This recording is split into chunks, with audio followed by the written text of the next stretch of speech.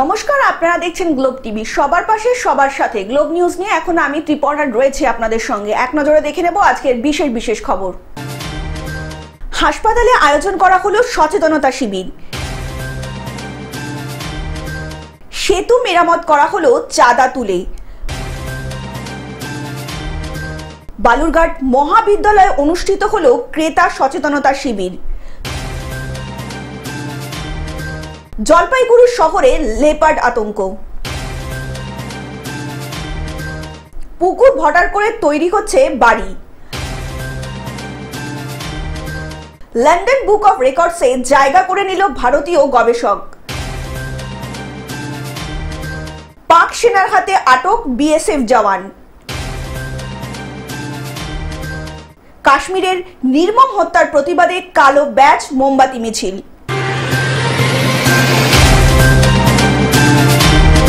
আসছি বিস্তারিত খবরে। হাসপাতালে আয়োজন করা হলো সচেতনতা শিবির। মালদা মেডিকেল কলেজ হাসপাতালে সচেতনতা শিবির অনুষ্ঠান আয়োজন করা হয়।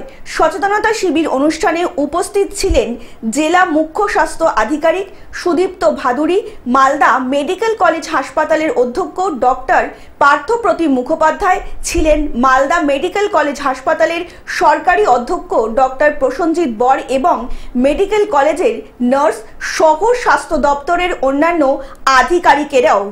আমাদের আজকে যে আলোচনাটা হলো, মাননীয় প্রিন্সিপাল স্যার আছেন, এমএসবিবি স্যার আছেন, principal nursing officer, nursing training school উনি আছেন, সব হাই অফিসিয়ালসদের নিয়ে আমরা মালদা মেডিকেল কলেজে আজকে একটি আলোচনা সভা করছি। মালদা থেকে অভিষেক দাসের রিপোর্ট, গ্লোব নিউজ। সেতু মেরামত করা হলো চাঁদা তুলে। পশ্চিম মেদিনীপুরের চন্দ্রকোনা 2 নম্বর ব্লকের ভগবানপুর 1 নম্বর গ্রাম পঞ্চায়েতের ঘোষকিরা গ্রামের কাঠের সাঁকোটি দীর্ঘদিন ধরেই বেহাল অবস্থায় ছিল। নদীর মধ্যে দিয়েই বিপজ্জনকভাবে যাতায়াত করতে হতো এলাকার 8 থেকে 10টি গ্রামের মানুষজনকে। গ্রামবাসীদের দাবি, বিভিন্ন দপ্তরে জানিয়েও কোনো কাজ হয়নি, তাই নিজেদের উদ্যোগেই নিজেদের খরচ করেই পোল সংস্কারের কাজে হাত লাগিয়েছেন গ্রামবাসীরা। নদীর অপর প্রান্তে হাট, বাজার, স্কুল, কলেজ, হসপিটাল, তাই সকাল হলেই নদীর অপর প্রান্তে নিত্য প্রয়োজনীয় কাজের জন্য মানুষজনদের পারাপার হতেই হয়। হসপিটাল নিয়ে যেতে হয় ওপারেও। এই নিয়েই অত্যন্ত অসুবিধার মধ্যে দিন কাটছিল সাধারণ মানুষের।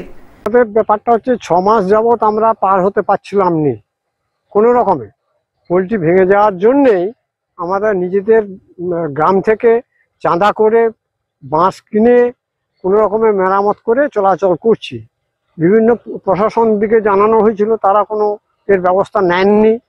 এখন আমাদের তো আর পারাপার বন্ধ রাখলে চলছে না। হট করে একটা কোনো রোগ জ্বালা হয়ে গেলে আমরা যে পেরিয়ে যাব সে কোনো উপায় ছিল না, যার জন্যেই চাঁদা করে আমাদেরকে পোলট্রি কোনো রকম মেরামত করতে হচ্ছে। পশ্চিম মেদিনীপুর থেকে কল্যাণ মণ্ডলের রিপোর্ট, গ্লোব নিউজ। বালুরঘাট মহাবিদ্যালয়ে অনুষ্ঠিত হলো ক্রেতা সচেতনতা শিবির। শুক্রবার দুপুরে পশ্চিমবঙ্গ সরকারের উপভোক্তা বিষয়ক অন্যান্য বাণিজ্য অনুশীলনের দক্ষিণ দিনাজপুর আঞ্চলিক কার্যালয়ের পক্ষ থেকে এবং বালুরঘাট মহাবিদ্যালয়ের সহযোগিতায় ক্রেতা সচেতনতা শিবির অনুষ্ঠিত হলো। এই অনুষ্ঠানে উপস্থিত ছিলেন ক্রেতা সুরক্ষা দপ্তরের আধিকারিক সহ কলেজ কর্তৃপক্ষ। এদিন মূলত ব্যাংকিং, ইন্স্যুরেন্স, ফুড সেফটি বিষয়ক নিয়ে কলেজ পড়ুয়াদের নিয়েই সচেতনতা শিবির অনুষ্ঠিত হয়। এটার দ্বারা আমরা অনেক অজানা তথ্য পাচ্ছি, যেগুলো আসলে অনলাইন শপিং এর যুগে অনেক নতুন নতুন আইনবিধি চালু হয়েছে, যেগুলো আমরা অনেক কিছুই জানি না। তো এটার দ্বারা আমরা জানতে পারলাম কেউ যাতে প্রতারিত না হয়, আবার প্রতারিত হলেও বা কি কি করণীয় সেই সব বিষয় নিয়েও পড়ুয়াদের জানানো হয়। এই সেমিনারটা মূলত হচ্ছে ব্যাংকিং, ইন্স্যুরেন্স এবং ফুড সেফটির ওপর ক্রেতাদের কি সচেতনতা করতে হবে, যাতে ওরা সচেতন হয়ে আগামী দিনে প্রতারিত না হন। প্রতারিত হয়ে ঠকে গেলে কি করবেন, কোথায় যাবেন, কীভাবে ক্রেতা সুরক্ষা দপ্তরের মাধ্যমে সুরাহা পাবেন, সেই বিষয়গুলি আজকে আমরা সেমিনারের মাধ্যমে তুলে ধরছি। দক্ষিণ দিনাজপুর থেকে রিপন ভৌমিকের রিপোর্ট, গ্লোব নিউজ। জলপাইগুড়ি শহরে লেপার্ড আতঙ্ক। জলপাইগুড়ি শহরে এবার লেপার্ড আতঙ্ক। শহরের কংগ্রেস পাড়া এলাকার বাসিন্দা বৃহস্পতিবার রাতের অন্ধকারে বাড়ির উঠোন থেকে সীমানার পাঁচের টপকে পাশের বাড়িতে ঢুকতে দেখে চিতাবাঘটিকে। এরপরেই গোটা এলাকায় আতঙ্কের সৃষ্টি হয়। আতঙ্ক তো রয়েছে, দেখেন রাত্রেবেলা করে আমাদের এখানে জায়গাটা এমনি নির্জীব হয়ে যায়। আমাদের আশেপাশে অনেক বাচ্চা কাচ্চাও আছে, এই দিক দিয়ে আতঙ্কের দিকটা একটু ভারী চলছে।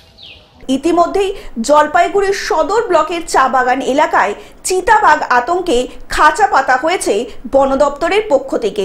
আতঙ্কে রয়েছে, আতঙ্কে তো আছি। এখন পাড়ায় এখানে একটা গুড়ির মধ্যে অনেক বাচ্চা টাচ্চা সবাই আছে, অনেকবার এসে ডিসে আছে। এখন হঠাৎ করে যদি একটা কোনো কিছু হয়ে যায়, তো আমি বলবো এটাই যে একটু যেন এটা দেখা হয়। জলপাইগুড়ি থেকে সায়ন সেনের রিপোর্ট, গ্লোব নিউজ। পুকুর ভরাট করে তৈরি হচ্ছে বাড়ি। শ্যামপুর 2 নম্বর ব্লকের ৬৬টি গ্রাম পঞ্চায়েতের নায়েকপাড়া এলাকার ঘটনা। খাতায় কলমে বাস্তু, কিন্তু বাস্তবে দেখা যাচ্ছে পুকুরের ওপরেই তৈরি হয়েছে আস্ত একটি বাড়ি। পরিবেশকে বুড়ো আঙুল দেখিয়েই চলছে এই কাজ। স্থানীয় নেতৃত্বদের কাছে এ নিয়েও ক্ষোভ প্রকাশ করেন আশেপাশের স্থানীয় মানুষজন। ঘটনাটি সম্পর্কে জানাজানি হওয়ার পরই বিভিন্ন মহল থেকে, সাংবাদিক মহল থেকে ব্যবসায়ী পরিবারের সাথে কথা বলতে গেলে কথা বলতে অসহযোগিতা ও রূঢ় ব্যবহার করেন ওই ব্যবসায়ী ও তার দিদি। তাদের দাবি সবকিছু কাগজপত্র ঠিকঠাক আছে, হোম লোন নিয়েই তৈরি করা হচ্ছে বাড়ি, যদিও কোনো রকম কাগজপত্র দেখাতে অস্বীকার করেন তারা। আর এখানে সন্দেহের দানা বাঁধে সকলের মনে। অন্যদিকে জানা গিয়েছে জায়গাটির বর্তমান চরিত্র কাগজে কলমে ভিন্ন। বাস্তবের ভিত্তিতে দেখলে বোঝাই যাবে পুকুর ছেঁচে তার উপরেই তৈরি হচ্ছে আস্ত বাড়ি। অন্যদিকে ওয়াকিবহল মহলের অভিমত, শ্যামপুরে ইদানিংকালে যেভাবে জমির চরিত্র বদল হচ্ছে, তাতেই মাফিয়া রাজ ক্রমশ বাড়ছে শ্যামপুর জুড়ে। বাস্তুর করে বাড়ি তৈরি করার অনুমতি দিই আমরা। কাগজ কলমে কোথাও পুকুর বা শালি জমিতে আমরা পারমিশন দিইনি। যেটা শালি করা থাকে আমরা বলি বিএলআর অফিসে যান, এটা বাস্তু করে নিয়ে আসুন, তারপরে আমরা পারমিশন দেব। উলুবেড়িয়া থেকে মতিউর রহমানের report, globe news. London book of রেকর্ডসে জায়গা করে নিল ভারতীয় গবেষক। রাজ্যের আয়ুষ দপ্তরের অন্তর্গত একজন রেজিস্টার্ড চিকিৎসক হিসাবে বহু বছর ধরে দেশে বিদেশে মানুষের কাছে স্বনির্ভরতার আর এক নাম ডক্টর সন্তু দে। তার অসামান্য চিকিৎসা সেবার প্রতি স্বীকৃতি স্বরূপ তিনি স্থান পান লন্ডন বুক অফ রেকর্ডসে। দিদি শুধু আমার খুবই ভালো লাগে, কারণ ছোট থেকে ওকে আমি যা মানুষ করেছি, আমি সবার চেয়ে বড়, তো ছোট থেকে দেখেছি, মানুষ করেছি। ও একটা জায়গায় পৌঁছেছে, একটা বড় জায়গায় পৌঁছে গেছে। ওই কম্পিটিশন মার্কেটের মধ্যে একটা এত বড় জায়গায় গেছে, সেটাই সবচেয়ে বড় গর্বিত। চিকিৎসা ও শিল্পের অনন্য সমন্বয়ের সাক্ষী রইল এই শহরও। বর্ণাঢ্য অনুষ্ঠানের মাধ্যমে আন্তর্জাতিক খ্যাতিসম্পন্ন চিকিৎসক ও শিল্প গবেষক সন্তু দেকে সম্মানিত করা হলো আর্ট, রিসার্চ ও উপাধি আম্বেদকারের জাতীয় পুরস্কারে। গর্ব তো খুবই, এই জায়গার পরিবেশ থেকে মানুষের বড় হয়েছে, এতটা নাম করতে পেরেছে, ভালো পাঁচজন ভালো করতে পারছে, তো অবশ্যই গর্ব তো একটা হবে। 2023 সালে আনুমানিক কলেজ অফ ফাইন আর্টসের সঙ্গে যুক্ত হয়ে তিনি ভারতীয় শিল্পের ইতিহাস নিয়ে একটি সবিস্তৃত গবেষণার কাজ শুরু করেন। মধ্যযুগ থেকে আধুনিক যুগ, সময় পরিক্রমায় শিল্প ভাষায় রূপান্তর ও ভাব প্রকাশের ভিন্নধর্মিতা তার গবেষণার মূল উপজীব্য বিষয়। এই গবেষণায় তাকে সহায়তা করে বেঙ্গল ক্রিয়েটিভ ক্লাবের একাধিক গুণী শিল্পীবৃন্দ। অনুপ্রেরণা বলতে একটাই আমি বুঝি, যে অনুপ্রেরণাটা অ্যাকচুয়ালি মন থেকে আসে।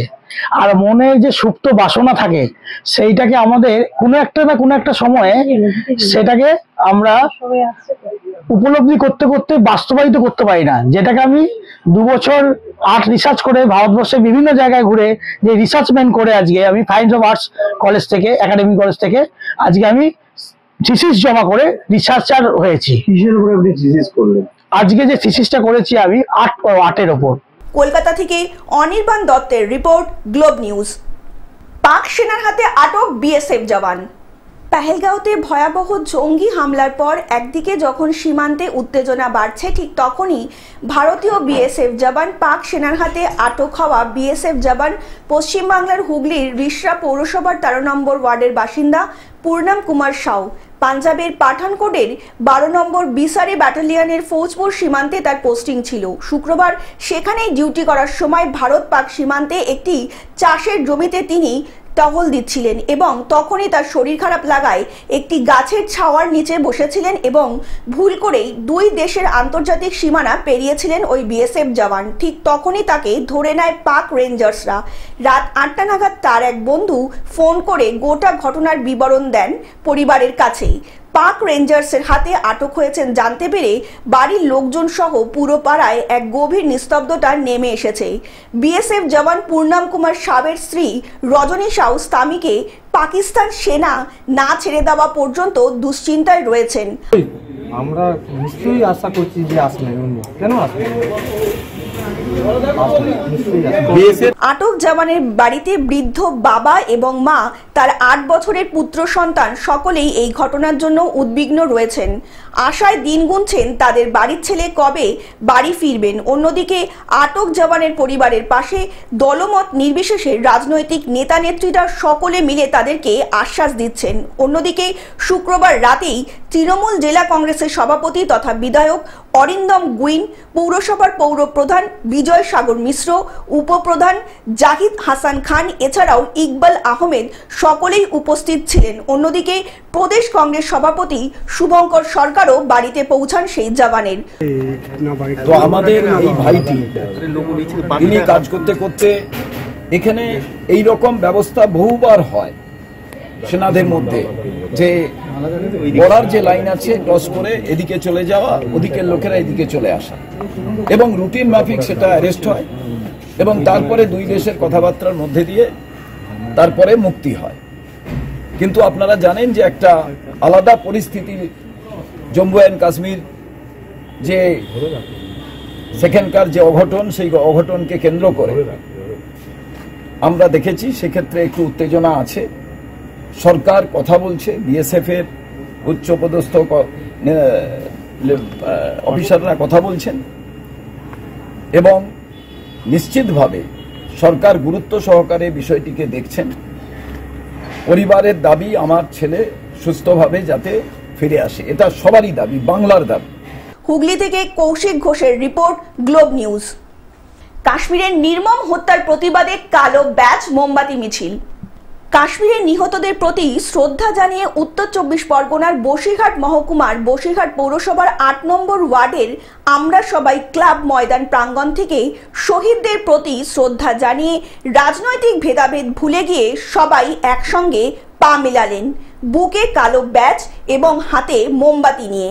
যে ভারতবর্ষ ধর্মনিরপেক্ষ রাষ্ট্র এবং যে জঙ্গি, সেই জঙ্গির বিরুদ্ধে যে লড়াই, সেই লড়াইতে আমরা ভারতবাসী মাত্রই সবাই সহমত পোষণ করি এবং লড়াইতে সবাই কাঁধে কাঁধ মিলিয়ে লড়াই করতে চাই। সিপিএম, কংগ্রেস, বিজেপি, তৃণমূল সকলে মিলেই বৃহস্পতিবার সন্ধ্যায় এই পদযাত্রা করলেন। সকলেই চাইছেন দেশ একটা কিছু করুক। রাজনৈতিক ভেদাভেদ ভুলে গোটা দেশবাসী চাইছে দোষীদের কঠোর শাস্তির পাশাপাশি প্রত্যাঘাত। এই পদযাত্রা বসিরহাট শহরের প্রাণকেন্দ্র টাকি রোড সহ একাধিক জায়গায় অনুষ্ঠিত হলো। একটা বার্তা দিতে চাচ্ছি, জঙ্গির কোনো ধর্ম হয় না, আর আমাদের ভারতবর্ষ ধর্মনিরপেক্ষ দেশ। এই ধর্মনিরপেক্ষ দেশে ধর্ম বর্ণ নির্বিশেষে আমরা এর তীব্র ধিক্কার জানাচ্ছি, তীব্র প্রতিবাদ জানাচ্ছি এবং যে মানুষগুলোর আজকে মৃত্যু হয়েছে সেই মৃত্যুর ঘটনায় আমরা অত্যন্ত শোকাহত। সেই পরিবারদের দুঃখের পাশে আমরা আছি, তাদেরকে আমরা সহানুভূতি জানাচ্ছি। সেই সঙ্গে আমরা কেন্দ্র সরকারের কাছে দাবি জানাচ্ছি যে যারা দোষী, এই ধরনের উগ্রপন্থা কাজের সঙ্গে যারা যুক্ত, তাদেরকে যেখানেই থাকুক খুঁজে বের করে কঠোর শাস্তি দেওয়ার ব্যবস্থা করা হোক, এটা আমাদের দাবি। বসিরহাট থেকে শ্যাম বিশ্বাসের রিপোর্ট, গ্লোব নিউজ। টেলিভিশন ছাড়াও গ্লোব টিভি এখন সমস্ত সমাজ মাধ্যমে উপলব্ধ। বিস্তারিত জানতে ফোন করুন আমাদের টোল ফ্রি নাম্বার 180089197444 অথবা লগ ইন করুন আমাদের ওয়েবসাইট www.globetv.in এ। গ্লোব নিউজ এখন এ পর্যন্তই। দেখতে থাকুন গ্লোব টিভি, সবার পাশে সবার সাথে। নমস্কার।